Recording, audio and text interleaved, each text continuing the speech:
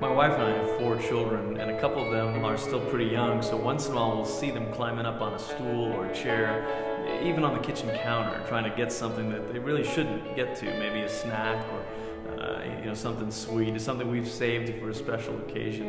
And when we catch them, sometimes we'll ask them, "Hey, do you need my help?"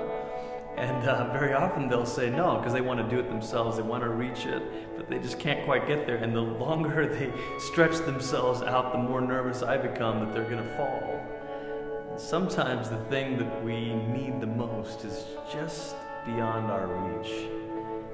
And the more we try to get it, the more we risk falling. There was an old man who was in the temple the day that Joseph and Mary brought baby Jesus in to be presented before God.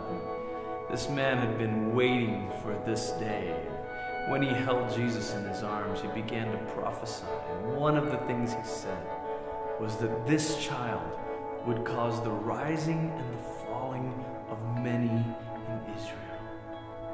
Who fell because of Jesus? For one, Herod. Herod, the supposed king of the Jews. Herod, the one who had clawed and grasped and maneuvered and manipulated, schemed and even murdered to rise to the throne that he held. And Herod wasn't about to lose this throne now, not now, and there was some baby that was supposed to be the new king. See, Herod tried to rise, tried to reach, tried to gain what he wanted on his own. And the more he tried to rise, the more his life fell apart. News of Jesus' arrival made Herod fall apart. Later, Jesus would say, the one who seeks to save his life will lose it, but the one who loses his life will find it. Think for a moment about the people who came and fell in worship before the manger. Think of the shepherds. Think of the traveling wise men. Think of Joseph. Think of Mary. The ones who fell down on their own accord. The ones who fell down in surrender, in worship, in adoration. Jesus made them rise. For them, because of Jesus, sin would no longer bind them in their graves. And so it is for us.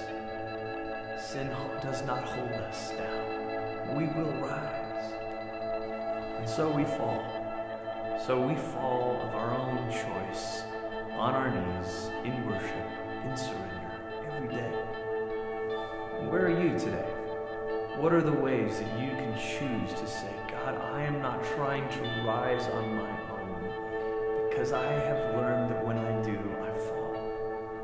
But God, I'm choosing instead to come and to kneel and to bow and to fall in worship and surrender. You see, when God comes near, we rise or we fall. And if we insist on trying to rise without Him, we will fall. But if we choose to meet the Lord each day by falling to our knees, we will find that we rise. When God comes near, we fall or we rise.